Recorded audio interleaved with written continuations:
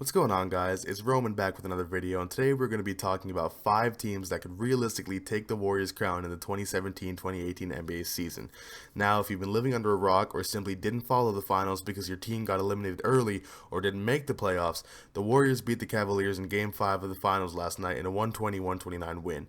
Durant got his first title and won Finals MVP, scoring 39 points, grabbing 7 rebounds, and dishing out 5 assists in the closeout game.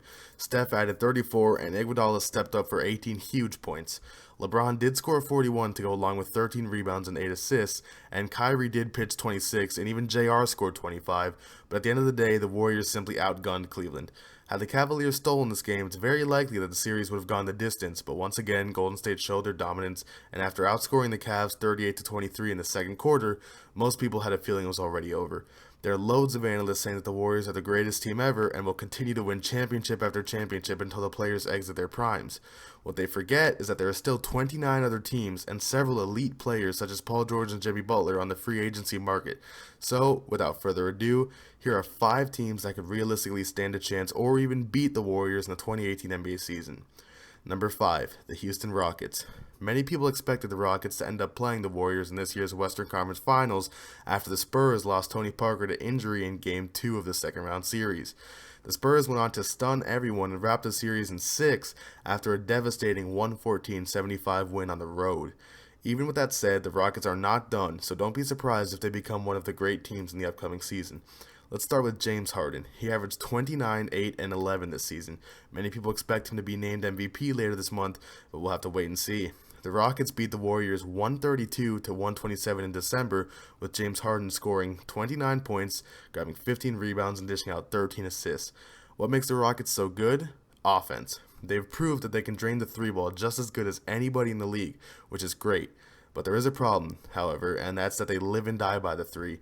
When the shots aren't falling, they look stumped, and this is the obstacle that they need to get past if they want to become a serious contender. That's where the free agents come into play. James Harden is a premier player in this league, but when shots aren't falling, he can't carry the Rockets to a W by himself consistently. However, if the Rockets could land a Paul George, Gordon Hayward, or Jimmy Butler this offseason, that might push them over the top and make them serious contenders. Think of the starting 5 of James Harden, Clint Capella, Eric Gordon, Trevor Ariza, and Paul George. If they do that, they might just be holding up some hardware at the end of this season. Number 4, Portland Trailblazers. As many of you might recall, the Trailblazers played the Warriors in the second round of the 2016 NBA playoffs and lost the series 4-1. Damian Lillard was playing out of his mind, and CJ McCollum was doing more than enough, which made each game close, and many people believed that the Portland Trailblazers would be an elite team this year. After having somewhat of a letdown season, they still managed to grab the 8th seed and once again face the Warriors in the first round. There was a slight difference this time, however, and his name's Kevin Durant. The Warriors wrapped up the series in 4, with Game 3 being the most exciting.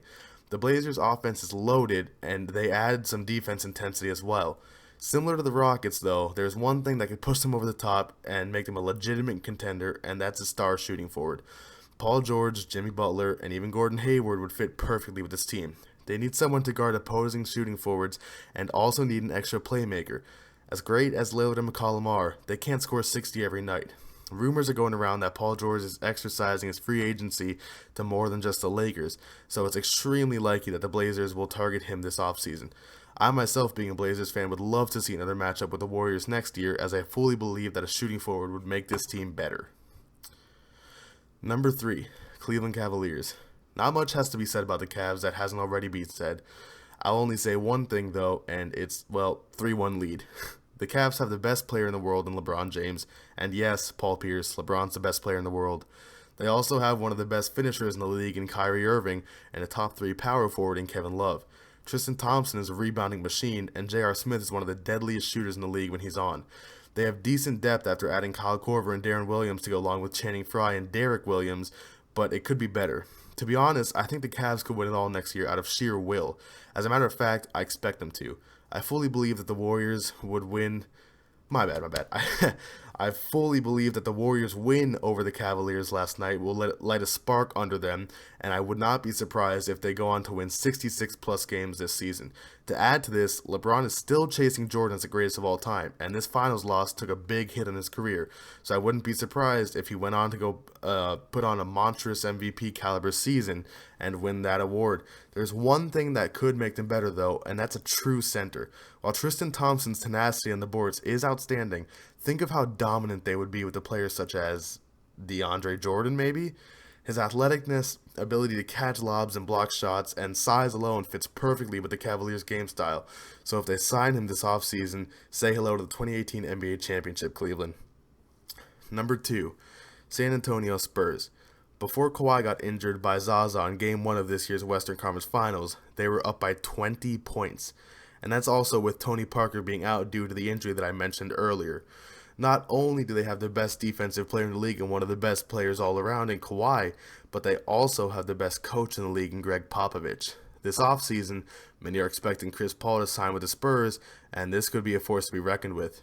Even though it isn't until the 2019 season, LeBron is a free agent, and if things don't work out this year with Cleveland, I really wouldn't be surprised if he joined the Spurs. He raves about Leonard and Popovich all the time, and if they do end up signing Chris Paul, that will convince him to join the Spurs even more, as he has always wanted to play with him.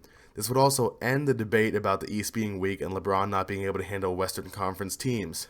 This is a real possibility, and if this team gets formed in 2019, I believe the Warriors' championship runs are over.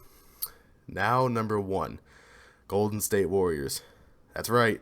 The Warriors could end up beating themselves this offseason if things don't work out, which they won't, I know for a fact.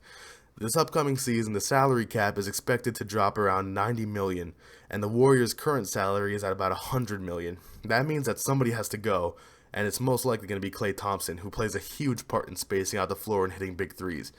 This is the same guy that scored 60 points in 29 minutes and 37 points in the quarter. So Golden State fans, I hope you enjoyed his Game 5 performance, because that's probably the last you're going to see of him. Even more than that, Steph Curry is a free agent, and he's only making $12 million a year. That's right, $12 million. Tristan Thompson makes more than him. He's definitely going to want a max contract this coming year, but Durant signed for 2 years, remember that, which means that other players are stuck on contracts, so Golden State simply can't afford all these stars. This is why we don't often see 4 superstars in a team. They all want max contracts, but the NBA simply doesn't allow it, so don't be surprised if Golden State doesn't even make it out of the West next year. So there you have it. 5 teams that could realistically beat the Warriors next season. Thank you all for watching, and be sure to like, subscribe, and give your predictions for who is taking the trophy home next season in the comments below.